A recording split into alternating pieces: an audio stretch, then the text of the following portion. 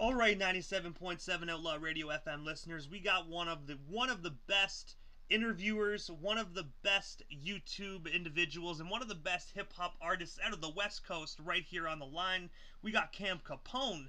How you doing this evening? Hey, I'm doing good. How you doing? I'm doing pretty good, man. I'm doing pretty good. I have to say, first and foremost, before we jump into this, I'm a really big fan of CamCaponeNews, man. So, thank you so much for coming on and doing this interview, man. Yeah, for sure, man. Appreciate it. Definitely, man. So I have to ask you, like, what made you decide to get into the music industry? I started off rapping, I don't know, probably like 15 years ago or so. And, I don't know. I just love music. I've always loved hip-hop since I was a kid. And also, in the year 2006, like you released your very first mixtape called Hustle 24/7, where you sold over 9,000 CDs out of your trunk. Can you tell us a bit more about that, and what's the inspiration behind that mixtape? Well, the inspiration just came from having the mind state of just always hustling and getting money by any means necessary. And so I just thought that the name just kind of described me the best at that point in my life. So I just thought that was a good name for it. And, that's, yeah, so I probably sold more than 9,000 on my trunk, but at least 9,000. And the one thing I want to ask is that mixtape like available on the internet for like individuals to stream or download or buy? Yeah, I think so. Yeah, it should be. All my music should be available online. Yeah. Do you know exactly where it's available for people so people can check it out? I believe it's everywhere. YouTube, Spotify, Apple Music. Pretty much anywhere you can find music, it should be there. And you also own your own record label as well called GDub Entertainment. I have to ask you, what made you decide to start your own record label, and what other artists do you currently have signed? Well, I don't. Yeah, to me, it was me and a couple of my homeboys. We started it. I was the main one pushing it, and but I don't really rap anymore, so I don't have any rappers under me right now. It's just I don't even really rap anymore. I'm just doing the interviews. Do you ever think like down the Oh, road you might jump back into that profession? I might. I might if maybe in the future. Right now I'm focusing on the interviews, getting my business going with the interviews. The COVID-19 thing kind of messed everything up, so I'm just working on that right now, and we'll just maybe in the future, definitely I would definitely want to work with some artists and do that some more. And also, one of your best known, you are best known for your video, Relato City. If I said that wrong, my apologies. That was released in 2008. Can you tell our listeners more about that video and what's the inspiration behind that particular song? Yeah, it's Rialto City. A dude named Payaso was putting a mixtape together for the 909, and he wanted. The original idea was he wanted a bunch of different people to do songs for their city, but I'm the only one that actually. I was probably one of the only ones who actually did a complete song dedicated to my city, and so that's kind of where the idea came from. Was from that. And I have to say, And on top of that, at that point in time, nobody really ever did a song for Rialto, so it was kind of, it was a little different. I wanted to do something for my city. I love my city. This is where I grew up. Born and raised. This is what made me. And there wasn't like no songs or nobody really repping Rialto really hard. I think there was like a band or something that talked about it, but at that point in time, nobody had really done it. So I wanted to, I wanted to push my city out there. and when you first made that song, did you think that it would get the pop that it did? Because a lot of individuals make music for their city, like about their city, but they don't get that pop. Like, were you surprised when you actually received that much buzz? Yeah. Yeah, I was.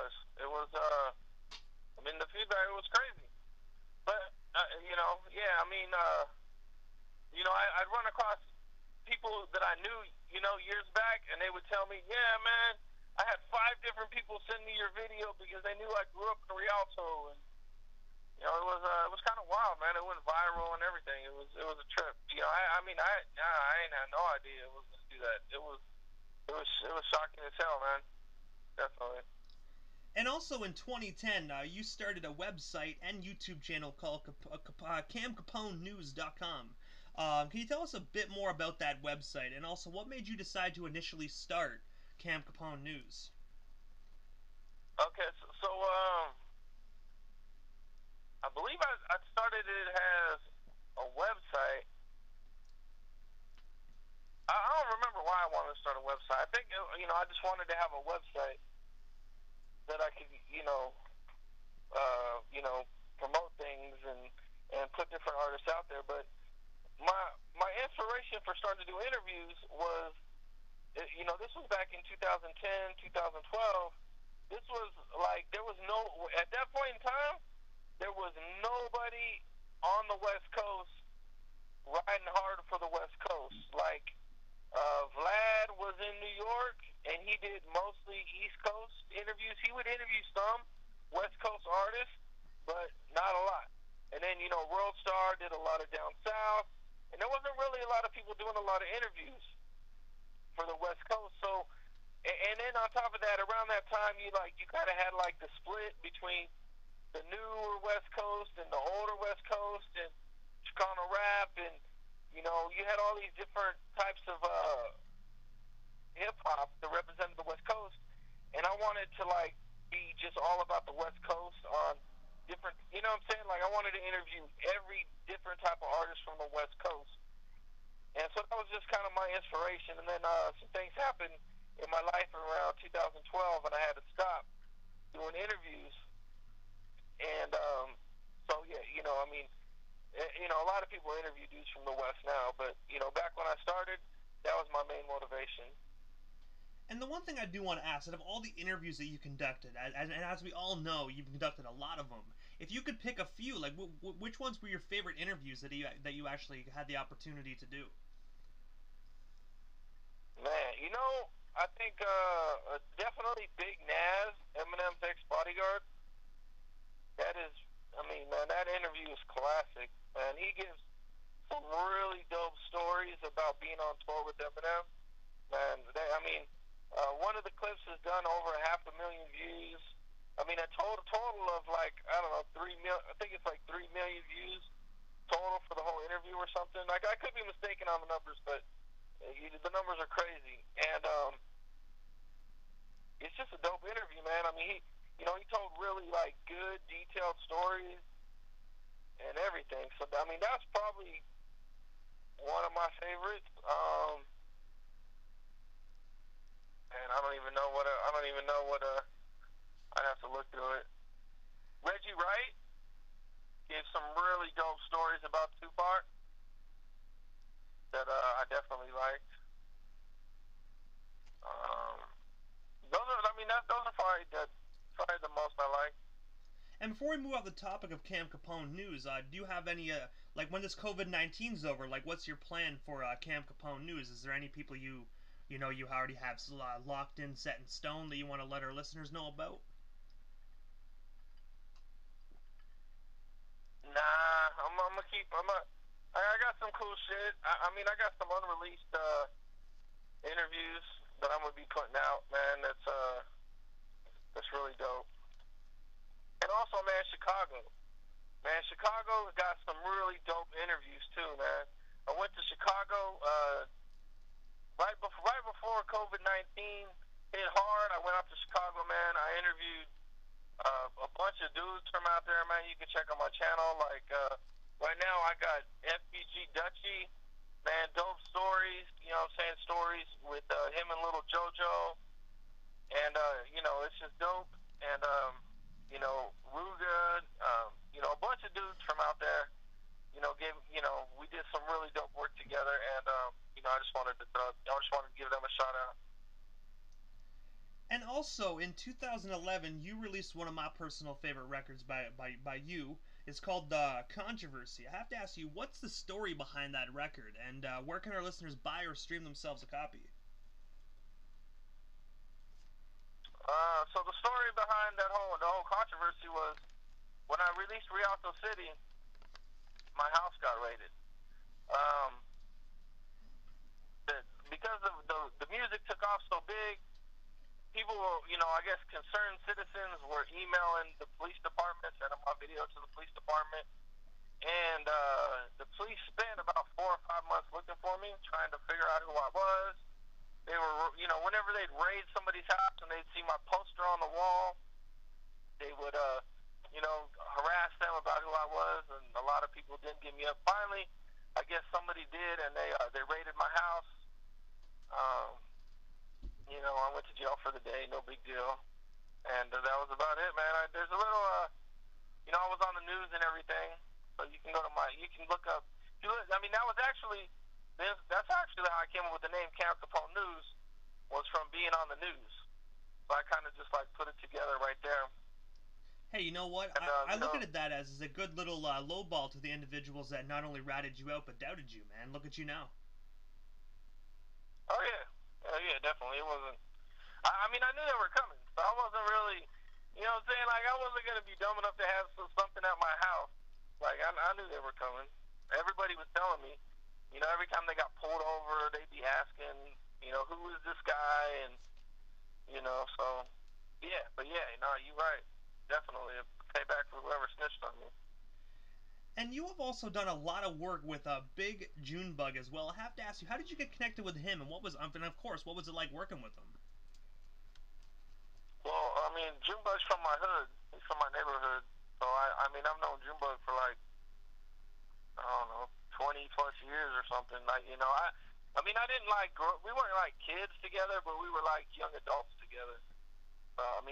That's like my brother right there. He's my dog. You know what I'm saying? Like, yeah.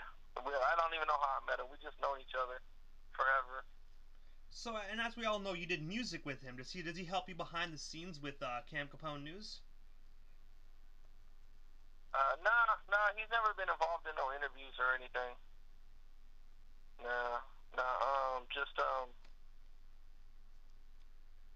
Just music. You know what I'm saying?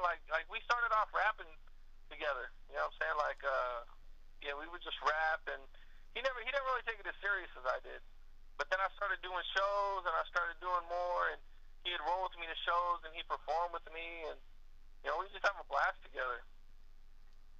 And you've also opened up for numerous acts such as the Dogg Pound, Baby Bash, Too Short, and many more. One of my favorites out of that list is Baby Bash, and I have to ask you, what was it like opening up for him? Because as we all know, he's a hoot to be around. Man, Bash is cool people. What was it like opening up for him?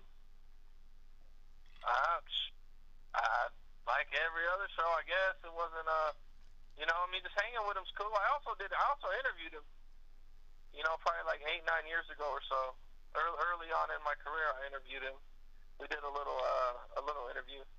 But, Bash is cool, man. He's always, he's cool people. He's one of the coolest people you'll meet in the music. He's not like fake or no shit like most of the other dudes you'll meet. He doesn't like tell you a bunch of shit and then, he doesn't just blurt shit out like a lot of dudes. And, he's cool. And speaking of Bash, man, I had the opportunity of interviewing him as well. And that's one of the interviews I was super nervous for. And then once I got on the phone, it's like the chemistry, the way he is. I was like, okay, I don't need to be nervous. This guy's cool as hell. Yeah, I'm sorry, what was the question? Oh, no, I was just elaborating, just saying, like, when you mentioned you interviewed Baby Bash, I interviewed him as well, and I was just saying that, like, that's one of the interviews I was super nervous for. And then, like, once he got on the air, I was like, whoa, like, this guy's super slick, super cool. Like, my nervousness went away, man. The chemistry is just amazing with that individual. Yeah, but, yeah, Bash is, he's cool people, man. He's just one of those real cool dudes. And I also noticed that you have your own clothing line as well, called G-Wear. I have to ask you, tell our listeners a bit more about that, and also, where can we get some of your clothing? Well, I don't really, I still got a bunch of shirts. You can just hit me up if you want one, but I don't really, when I stopped rapping, I stopped doing the clothing line too. So I mean, I still got a bunch of shirts left over, but I haven't really tried to sell them or anything. So I have to ask, what's next for Cam Capone? What's next? What's next for you, man? Just these interviews. You know, I think, like I said, things slowed down because of the coronavirus. But when things get back to going, I'm gonna go super hard. It's gonna be something, definitely. So this is the time, Capone, that I give a chance for the individual that comes on the platform. Just a chance to give shoutouts to whomever they want to give shoutouts to. And of course your social media handles. That way our listeners can check you out if they're not already doing so. Man, you know, just shout out to everybody who fucks with me, man. You know what I'm saying? All the dudes that, you know, take their time, man, to sit down for an interview, man. You know, I got a lot of love for everybody. You know, a lot of respect. You know what I'm saying? I appreciate it. And, you can just look at Cam Capone or CamCaponeNews, and you can find me. You know, Instagram's probably the best place. And I want to say, Capone, thank you so much for coming up on 97.7 Outlaw Radio FM. It was an absolute honor. Much love from down here in Canada, and I'm looking forward to watching some more of your videos on YouTube.